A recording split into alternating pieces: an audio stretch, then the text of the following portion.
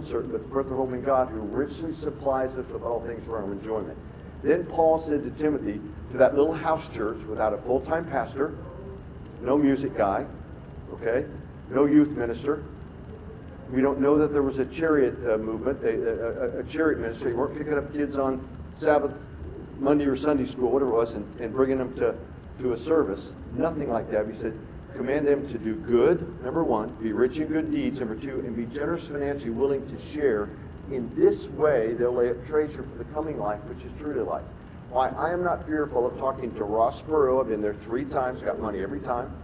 And Ross Boss talked to me like this. Hey, yeah, you're from Michigan. Yeah, you're a good guy. You're getting some heat up there on Michigan Militia, aren't you? And I had a great chat with Ross. What a character. Well, and I'm 5'8.5" if I stand up straight. He hit me about right here. But just a bundle of energy. What a fun guy.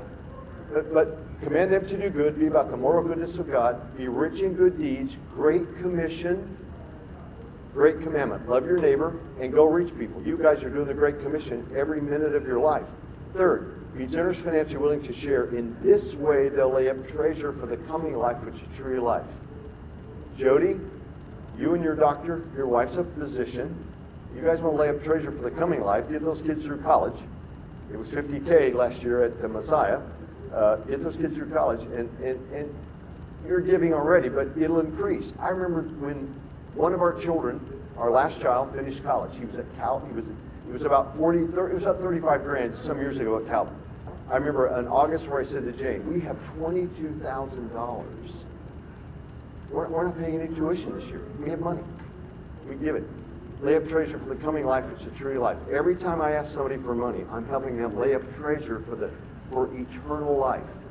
Their value is known that. Nobody's going to take it with them, folks. They're just not. I mean, my mom, bless her heart, there she was, Betty baby in the box, and my dad took those things off and gave them to my sister, and they lowered her down, and she's in Kansas down the road a couple 300 miles, and my dad is beside her now. So it's part of that process. But you know, don't miss that request. Don't miss that opportunity to ask specifically and go from there. We'll show you a couple of those things. In fact, I'll show you one right now. This is Simpson University. They're a Christian Missionary Alliance school in Redding, California. I'm not big on 16-page brochures. And I said to the president, Dr. Norman Hall, good guy, love him to death, if you have table of contents, in your brochure, it's too long. Pat, this is what I want in the document. By the way, you work for me. Okay. All right, Mr. President, we can put it in there. This is education. This is solicitation. Remember my 4 questions? Will you pray for the ongoing ministry? Will you give? Who else do you know? And does your estate plan include Simpson? I was wrong on this campaign. Not wrong that often, but I was wrong. I said, let's be conservative. We've done the study. You've had 4 failed campaigns, 4 of them. We tested 30. I said, let's do 15. He said, let's at least put 20. I said, Mr. President, you're new. Let's do 15, and we'll go above that. We're going to end this campaign this year at $23 million. I hate it when I'm wrong. Okay? Look at this. Education, solicitation. This we printed a bunch of. This we personalized. This has a board member's name from Sacramento. I met with the president. The president and I made this ask in Sacramento at his office because that's where he wanted to meet. The best place to make a request is not Starbucks. You folks live up the boss area. It's not Dunkin' Donuts. There's one in every corner. Okay? That's a terrible place. It's too transient. It's too noisy. The kitchen table, a kitchen table ask, is the place I want to visit with a couple if I can. Their kitchen table. Have a cup of tea and talk this through. And I don't want to get seated in the living room. Brian, your eyesight's good, but if you're across the room, I can't show you things. But if I'm at your kitchen table, I can slide this across and say, hey, look at page 13. Okay? And then, Brian, I want to end this way. We're leaving this with you, and this is what we'd love for you to consider. Education, request, solicitation. There you go. Look it over. No copies of that one, but I can get you some of that without names on it if you want some of that stuff. We have that in spades. We've been doing this for a long time. All right? So that's request. Recognition. Do this. Don't have your business person send them just a receipt. Thank them. Pick up the phone, Rob, and thank them in person. I know you've done that. We've got you doing that. I had Ernie and Gail doing some of that. Call them and say thanks. Write a handwritten note on their receipt. Write them a handwritten note. Every donor call our clients make, we insist before we go on another call the next day that they sit down and write a handwritten note to that donor. Now, men, print. I've seen your cursive. Okay? I know some of you should have been physicians. I've seen your cursive. Okay? You'd have made a great doctor. I have no idea what that says, but I think it's pseudomenophrine. Okay? Print. Dear Brian, great to be with you. Love your beach view. Thank you for your prayerful and careful consideration of the project we're considering here on Maui. And per your request, we'll give you 2 weeks to think and pray about what you might be able to do. God bless you, Pat. That's all it needs to say. He knows what we ask him for. He's still got that document in front of him. Folks, there's a science to this, but there's mostly an art form. That's an art form. We've done the research. That donor said to me, I've read my Bible. I became a Christian at age 16 at a church camp here in Northern California. I've read my Bible every day since age 16, and he was 63 years old. You know what his company does? He has the RDC. They are the transportation service for 10 of the largest postal services in America. So they haul mail either to the airport or to various places where that mail's going. He's got a fleet of trucks. $1.5 million might have been low, but that's what we asked him for, that's what he said he could do, and that's what he's done. But nice people. But recognize them. Say thanks in person. Ask the question, will you help us? Who else do you know that needs to hear from us? And then report back, folks. This is a key. Report back how you use their money. Here's what we are able to accomplish with the resources you've entrusted to us this year. Thank you. Could you come down when we cut the ribbon?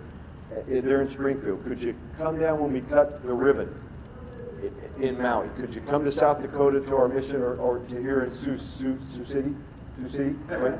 Sioux Falls. Sioux City. Sioux City is here. Sioux Falls and South Dakota. Okay, I'm giving up. I'm just going to say one of the Sioux cities. Could y'all come and see us? All right, when we do that, okay? But this is a donor cycle that works. Research, internal and external. Relationship. Build it. Cultivate. Dig deeper with them. Make a request. Recognize them. Say thank you. Because it's not the only gift you'll need. It's not the only money you'll need from them. Recruit them. Ask them who they know. And then report back how you use their money. All right? Research. Who do you know? Utilize the link. Interest, ability. Link, interest, there it is. LIA. Link. What's the link with the mission? What's the link with the donor that you know? Oops.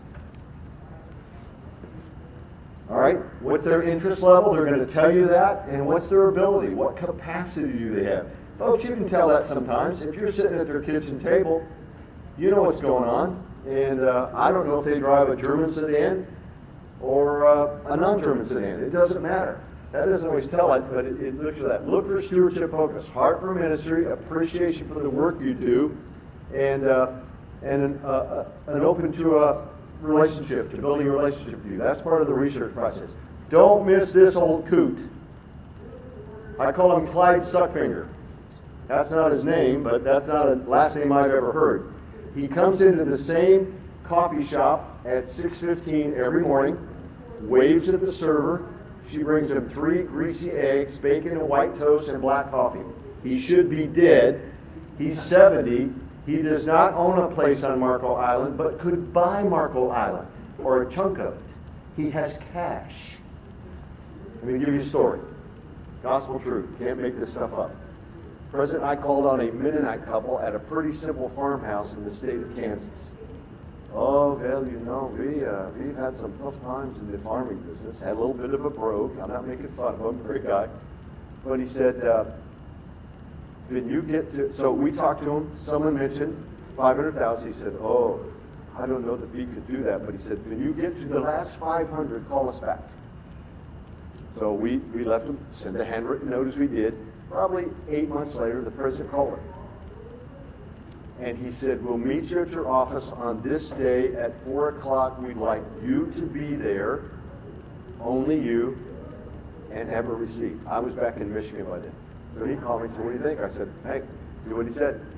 President's office, long. His desk was over on this side. He had a 60-inch round table. They brought in a large-looking Nike bag and sat at that round 60-inch table and counted cash. Now listen to this. Here's the funny part of the story. They counted it and continued to whisper loudly among themselves. Had the president come over and said, Bill, you help us count this. And together, the three of them, once again, counted $420,000. Gospel truth. You know what he said to his wife? Mama, we must have brought the wrong bag. Gospel truth. Now, president, it was 4:10 He thanked him, wrote a handwritten receipt for $420. They exited. He called the bank in town and said to his banker, don't leave. I'm bringing down some cash. I'm not leaving it in my vault tonight. I want it in your vault. And the bank president stuck around and they deposited, and a week later they brought a smaller bag with $80,000. Don't miss that person. All I said, you know what I said to the president when he told me? I said, did it smell like the root cellar? He said, I didn't think to smell it. Folks, God works. This isn't my work. We've raised $2.3 billion. We've had a lot of fun doing it. This is God's work. I've never once caused it to rain. I'm in the irrigation business. I get to be privileged to work with people like this. And these are the most practical down. There was not one ritzy feeling bone in this little couple's body. If you'd have lined up people and said, pick out somebody that can give up $500,000, they'd have been the last couple you picked out. God works in mysterious ways. Research, segment your donor list, identify, this is something you can do, identify your top 50 and 100, and utilize the next 10, next 20. So for you in South Dakota, I'm going to go to South Dakota and Iowa. How's that? So in South Dakota, determine who your top people are that your CEO could see and see how you can free him up. And if nothing else, it's just a cup of coffee somewhere. Or they come by the mission and have lunch with you or whatever, all kinds of ways. I've eaten with a lot of donors at your place, Rob, at the New Men's Center. It's beautiful. When I finish it, we cut the ribbon. I either leaned to you or the Mills and said, if I was a homeless guy, I'd never want to leave this place. It's too nice. It's beautiful.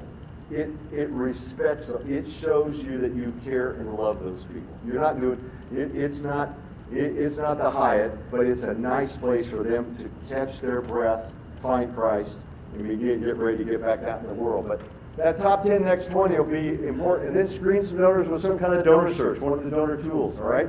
We keep moving here. Relationship. Cultivate donor relationships is key. The donor relationship is a marriage of their values and your mission. We've said that already. Know your donor store, contacts, birthdays, kids' name, pets, grandkids, that kind of stuff. Get to know your donors. You have a CRM. If you don't, you need to get a very inexpensive one and put that in after everybody talks to a donor. You say, hey, we talked to Bill and Mary Smith. Their granddaughter Abigail is sick. So when you send the note, we're going to pray for Abigail. I mean, folks, begin to build that relationship. And that happens by you collecting information. We don't have to worry about having good memories anymore.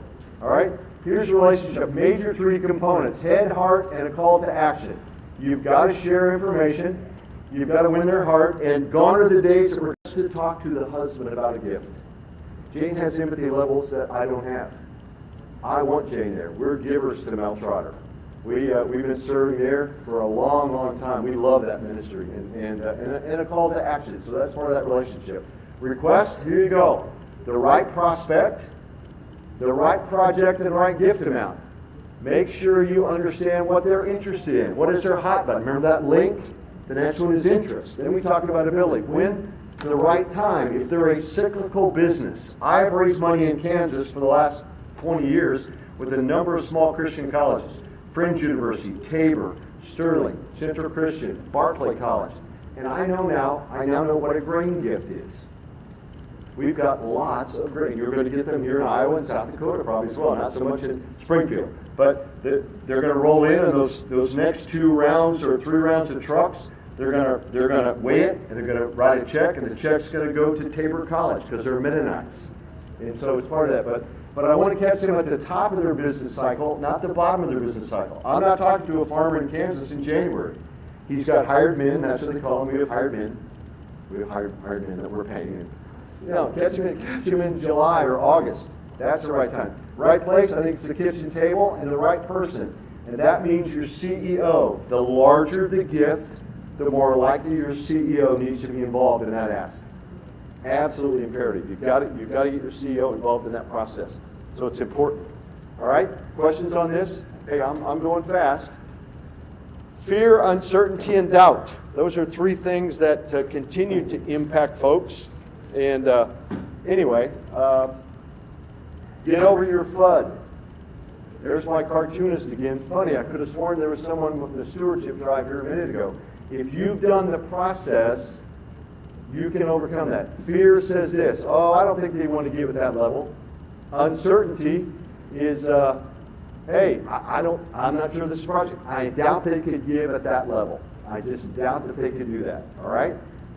I don't want anyone to tell me what is my duty to give, but I do like a person to say, we're trying to raise $4 million, hoping you might be desirous of giving blank. That's John Rockefeller. I think the guy knew a little bit about fundraising and about giving and those kind of things, and so it's part of that process. All right? Based on your understanding and appreciation for ministry, would you consider a gift of $1 million? You say, man, that's never rolled across my tongue. The only difference between a $10 gift and a $100 gift and $100,000 and $1 million is the size of your project and the ability of that donor.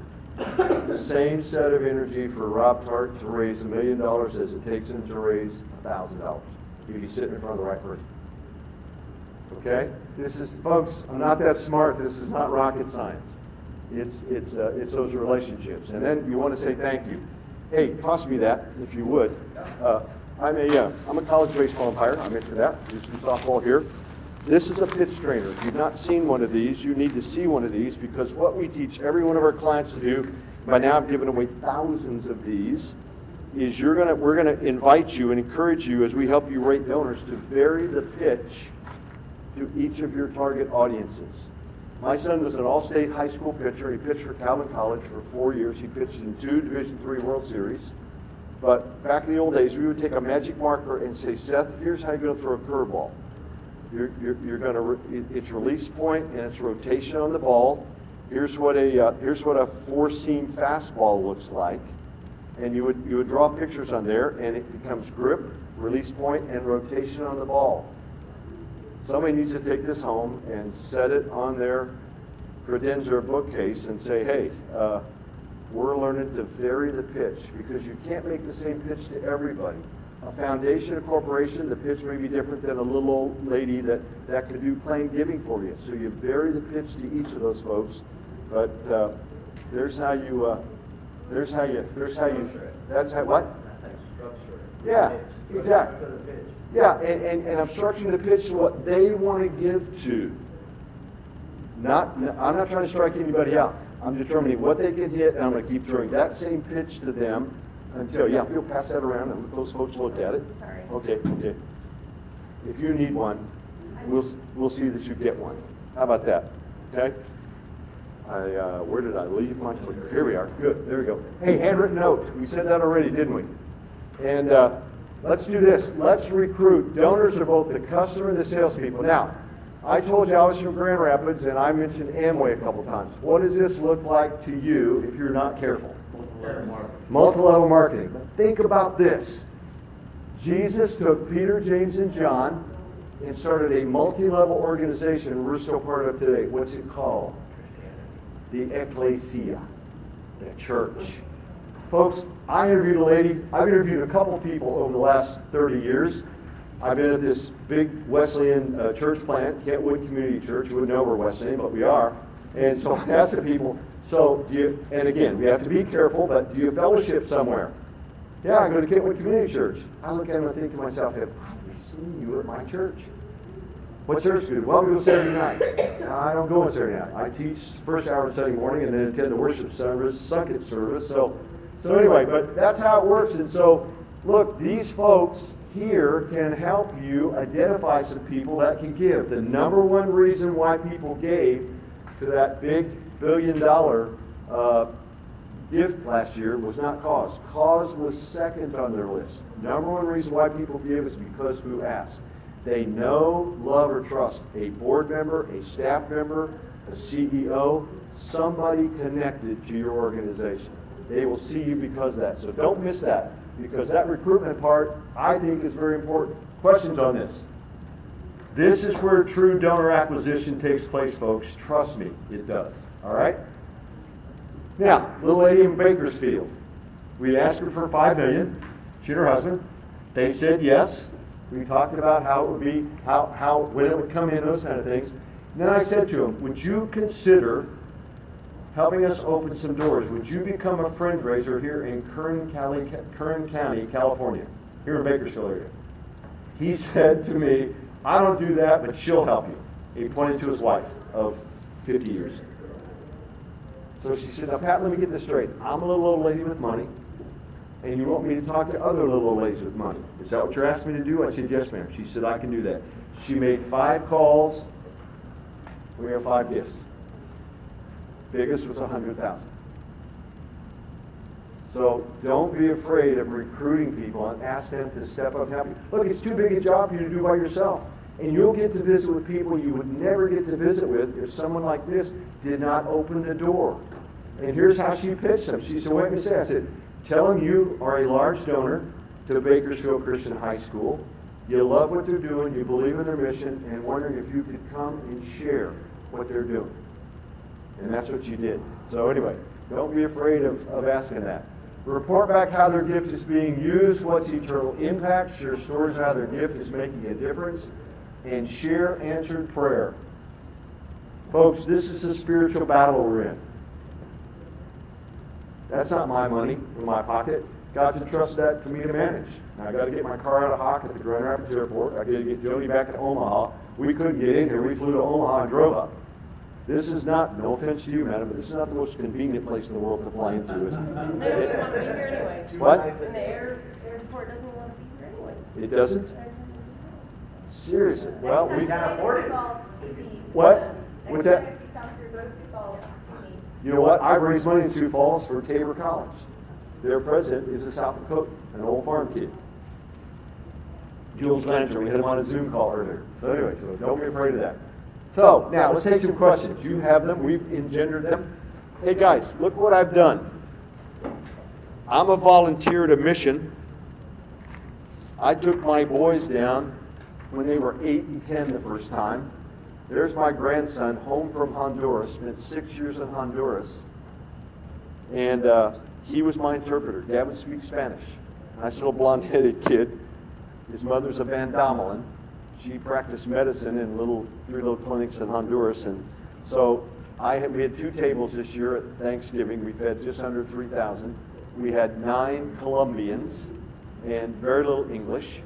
Came down for Thanksgiving dinner. And then we had 11, an extra chair, from Mexico in the second round. And so Gavin, we both worked it. We served it family style. We'd go get a load of turkey. We'd go get a load of mashed potatoes in. But if they wanted something, I'd say, Porquito Español, Español bueno. And they would ask Gavin. So they would talk to Gavin, and Gavin would interpret for me. So there's my grandson. But that's 3 generations of folks serving at Mel Trotter.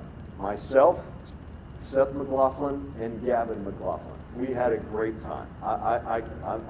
That photo means a lot to me because that's my family, and it's been part of that good stuff. All right, questions? Yes, sir. When is the next transfer of wealth? The next 10 years. Who knows when people are dying? I don't know.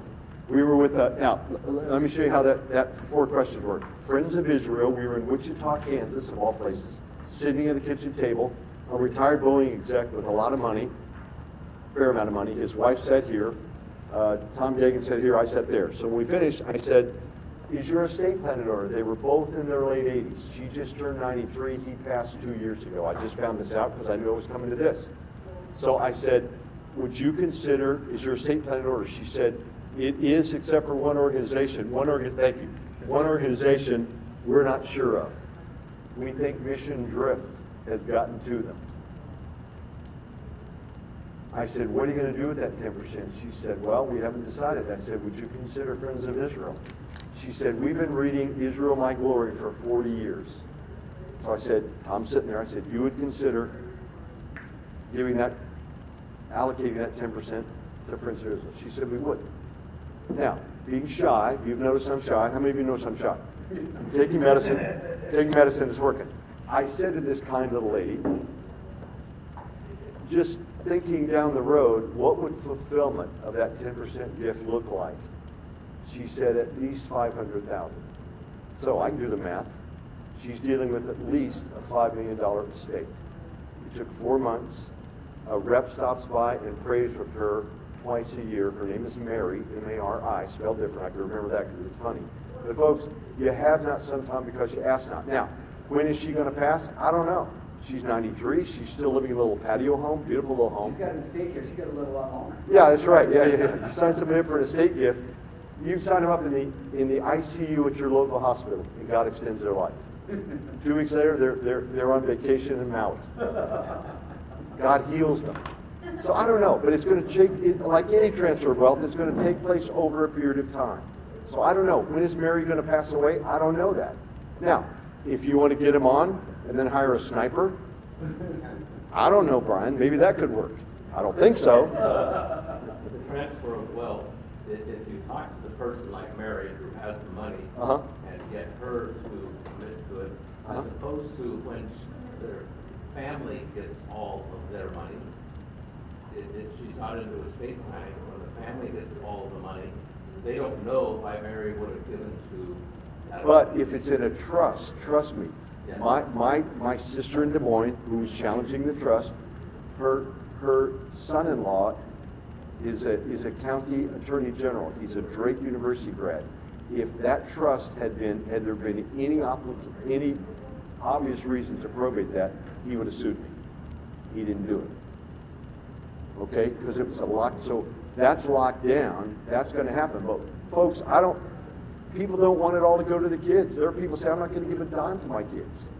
I've got kids that aren't living out their faith, and I'm not going to fund their bad habits. I've heard that. I've sat in homes and heard that. So again, by the way, Mary and Royal, his name was Royal, they made a $75,000 commitment before we asked the plan giving question. So they agreed to give $25,000 a year over the next 3 years. That was 4 years ago. They've completed that. So we already had the one gift, and then we talked about the estate plan. It took 4 months. It's done. So $500,000 or so. I got to know through another relationship, her son, he's a doctor, PhD from, he's a teacher, PhD from University of Kansas, and he said, if mom starts spending like a drunken sailor, he looked both ways and said, a real drunken sailor, she couldn't touch it. And mom's not going to spend like a drunken sailor. She shops at Aldi, she told me. She's a pretty conservative lady. She's a pretty frugal lady. So, but folks, you can't hear this. You can't build relationships looking at a computer screen. And that's what a lot of people want to do. Zoom had to work for a while, but I did a couple studies. I did the study for this institution right here in the summer of 2020. I had 23 visits in homes. Every one of those, I went in with a mask on. I kept my mask on for 2 of those. They said, let's separate, take off the mask so I can hear you. I did interviews. So COVID was COVID, and I was in California. And I'm sure Gavin Newsom was not happy with me without my mask, but I did not have my mask on because donors said take it off. So folks, overcome that, but you gotta go see people and start by picking, if you'll see, let me say this to you, if you'll pick out the top 10 and next 20 donors on your list and see them in person and prep them for a fall ask. Remember, September through December are 4 best fundraising months. You'll revolutionize your gift income for this year. You heard it from an old guy that's been doing it for a long, long time. If you'll see your top 10, next 20, go see them in a cultivation or relationship building call and say, can I come back in September and show you some pretty aggressive plans for growth that we have and ask you to give. You will change your calendar year in giving this year. Okay? And if it doesn't, no, you don't have to call me. You won't have to call me. Go see him.